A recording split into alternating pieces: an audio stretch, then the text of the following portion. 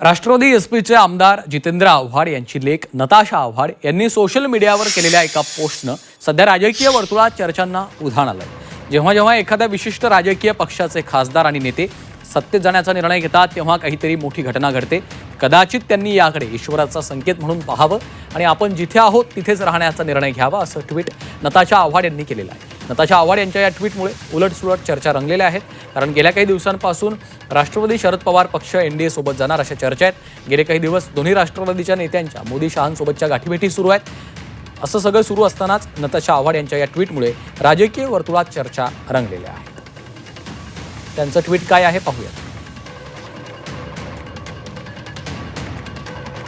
जेव्हा जेव्हा एखाद्या विशिष्ट राजकीय पक्षाचे खासदार नेते सत्तेत जाण्याचा निर्णय घेतात तेव्हा काहीतरी मोठी घटना घडते। कदाचित त्यांनी याकडे ईश्वराचा संकेत म्हणून पाहावं आणि आपण जिथे आहोत तिथेच राहण्याचा निर्णय घ्यावा।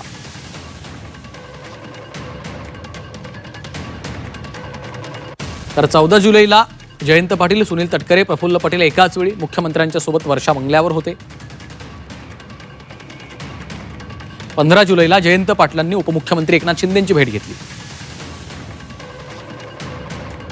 22 जुलैला शरद पवार आणि सुप्रिया सुळे यांनी पंतप्रधान नरेंद्र मोदींची भेट घेतली। 23 जुलैला पार्थ पवार आणि प्रफुल्ल पटेल यांनी शरद पवारांची भेट घेतली। 27 जुलैला सुप्रिया सुळेंनी अमित शहांची भेट घेतली। तर सुळे यांच्या भेटीनंतर 27 जुलैलाच तटकरे यांनी देखील शहांची भेट घेतली। 28 जुलै रोजी सुनील तटकरे यांनी पंतप्रधान नरेंद्र मोदींची भेट घेतली आहे। आव्हाड एवढी मोठी झाली ते मला आज कळलं।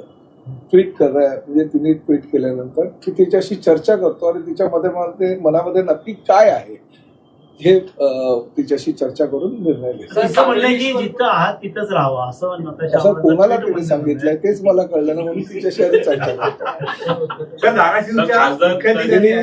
शरद पवार साहेबांना तशा सूचना केलेल्या आहेत की रोहित पवार यांना सूचना तशा केलेल्या आहेत की आमचे अतिशय जिवलग जवळचे मित्र जितेंद्र आव्हाडांना तशा सूचना केलेल्या आहेत, ते मला बघायचंय।